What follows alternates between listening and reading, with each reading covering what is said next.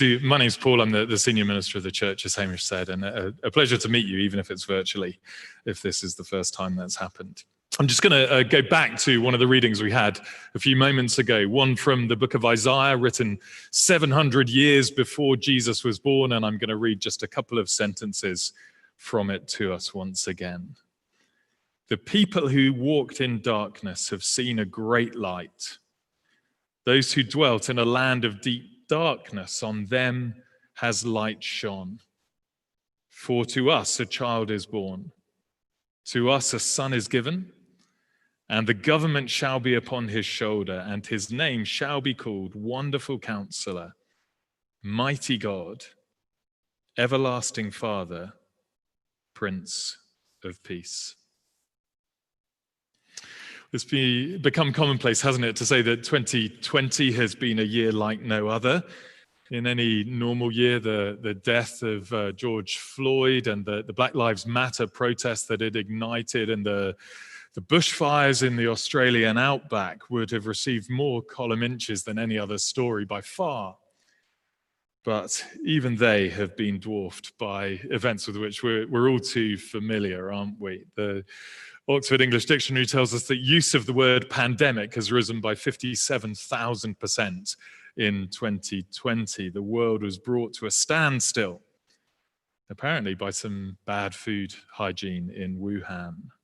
There have been more than 1.5 million direct deaths. We've witnessed the deepest global recession for decades. We barely even noticed the Olympics being postponed. And for all of us, life has changed dramatically. 12 months of us, very few of us, I guess, had even heard of Zoom. Now we're simultaneously thankful for it and sick of the sight of it. One Christmas letter we received said, "This is the year in which the word unprecedented has been used an unprecedented number of times." And we've all been encouraged, I guess, by news reports of vaccines, but it's still going to be a very strange Christmas, isn't it? Many of us won't be able to see the people that we love.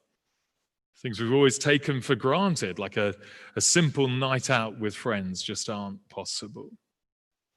We know there are many wonderful things to celebrate about humanity. But I'm sure there have been times for all of us this year where we found ourselves longing for a better world. Not only free from the virus, but free from so many other things as well. Inequality, greed, arguments, the abuse of power, selfishness, to name a few.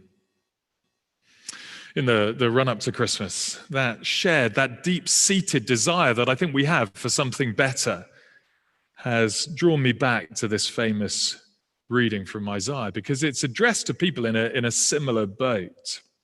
If you can remember it was full of military language. That's because the primary threat that they faced came not from a virus, but from an invading army that was set to burst into their land like waters from a mighty flood. And Isaiah's vocabulary tells us the plight that they were facing. He speaks of deep darkness and gloom, deep darkness and gleam, apparently. Anguish speaks of blood and of oppression. This was an enemy from whom the vulnerable couldn't shield, just as deadly with the young and healthy as for the old and frail. But into all of that darkness, the living God himself spoke words of promise and of light. He spoke of a new dawn of great joy and gladness in which the yoke of their oppressor would be broken in two. And all of the equipment and weaponry of the invading army would just be turned into a massive bonfire. Historians tell us that in World War I, the British army alone issued nearly 50 million pairs of boots to its forces. But one sentence in our reading says, every boot and every garment rolled in blood will be burned as fuel for the fire. I invite you then to imagine for a second a world in which no individual and no nation ever feels the need to bear arms again or to use force against each other. A world in which we never need to stand in silence to mourn the fallen, because everybody everywhere is living at peace. That's what God was promising through Isaiah. And in the first context, the language was military, but elsewhere in the Bible, that language gets broadened out, and it becomes clear that God is promising not just a world like this without violence, but a whole new world that is free from absolutely everything that ever tarnishes our enjoyment of this one. So I'm sure we're all ready for this. A world with no more social distancing or hand sanitizers or face masks. We're ready for that already, I hope. No sickness, no disease, no need for chemo, no hate crimes or abuse or exploitation, no anxiety, no loneliness, no depression, no angry words, no selfish thoughts, no family arguments, no tears, no grief, no death. That's the new world that God was promising. And in that little sentence number 6, if you have the passage in front of you at home, we see how he's going to achieve it. Let me read it to us once again. For to us a child is born, to us a son is given, and the government shall be upon his shoulder, and he shall be called Wonderful Counselor, Mighty God, Everlasting Father, Prince of Peace. Of the increase of his government and of peace, there will be no end. It's maybe not what we'd expect, because God's perfect new world isn't going to be established through human diplomacy or medical progress or the evolution of the species, but through the birth of a child who's going to reign forevermore. It goes without saying that he's talking about Jesus. He wouldn't be born for another 700 years, but Isaiah was intending for us to zoom in on the titles he uses to describe Jesus so that we might understand who this baby would be, and we would have confidence that he would be able to deliver the perfect world for which all of us have been longing this year.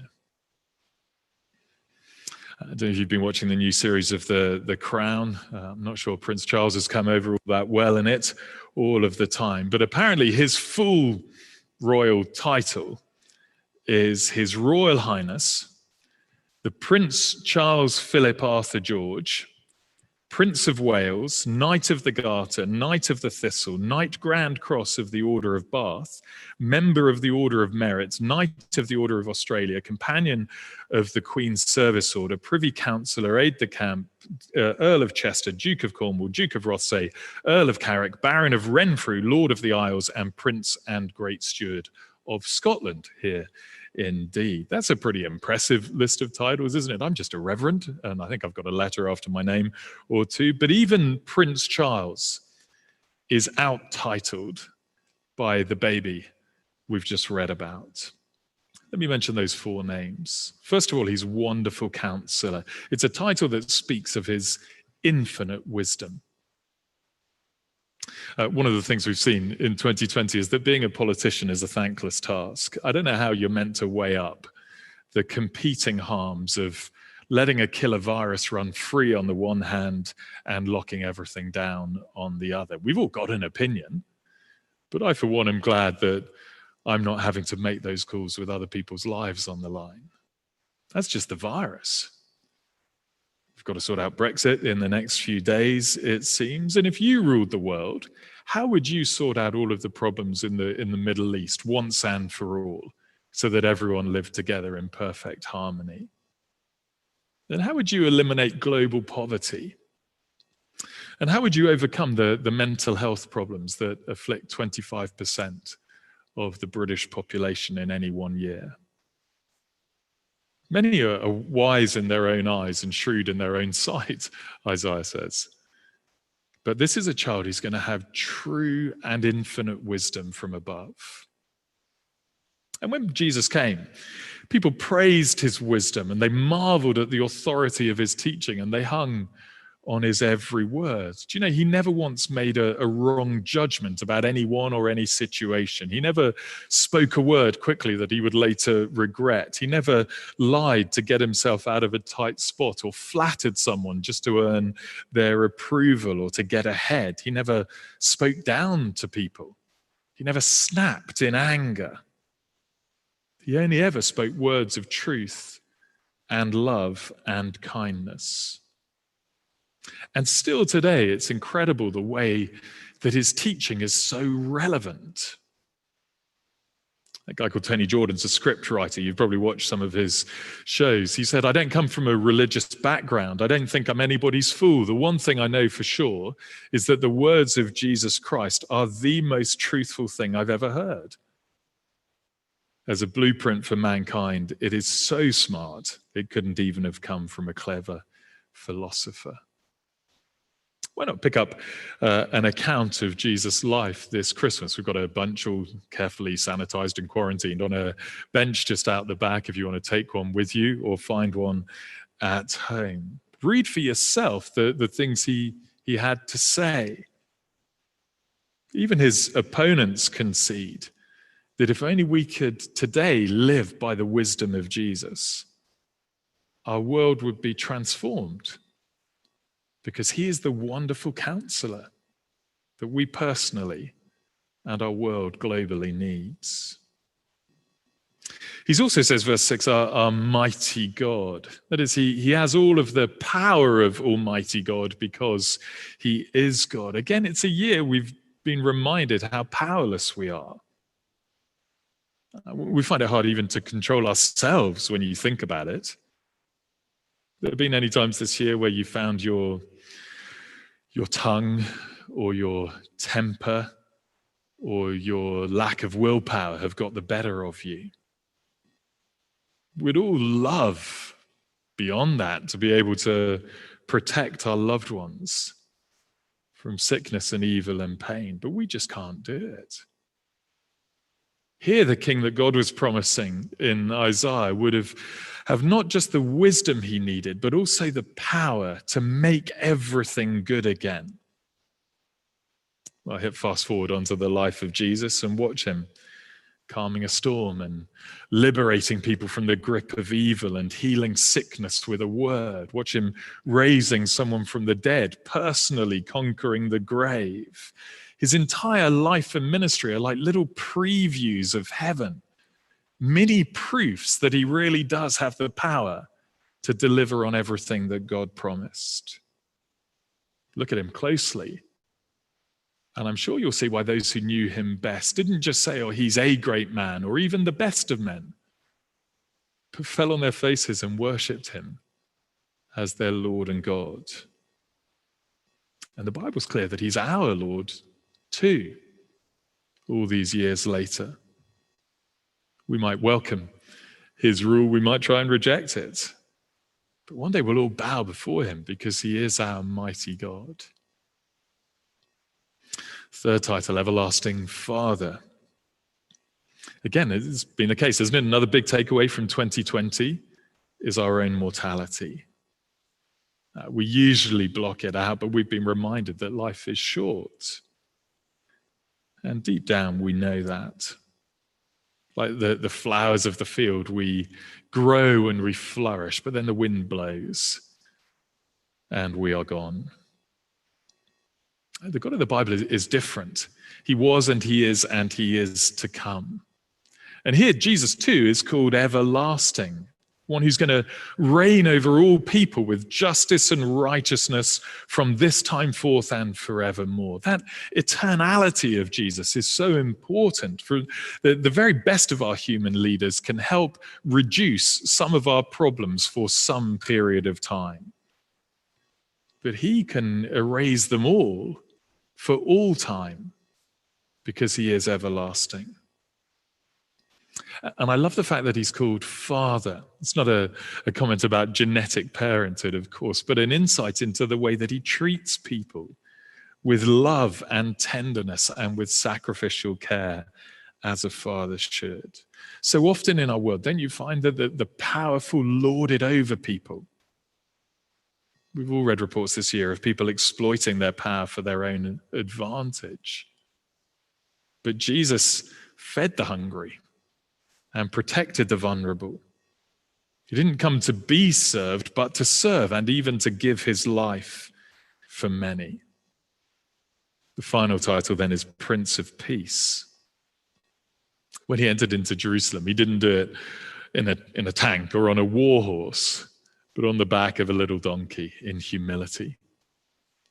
And he shunned violence, and he taught his followers to love their enemies and to pray for those who persecuted them, because he came to establish a kingdom of peace.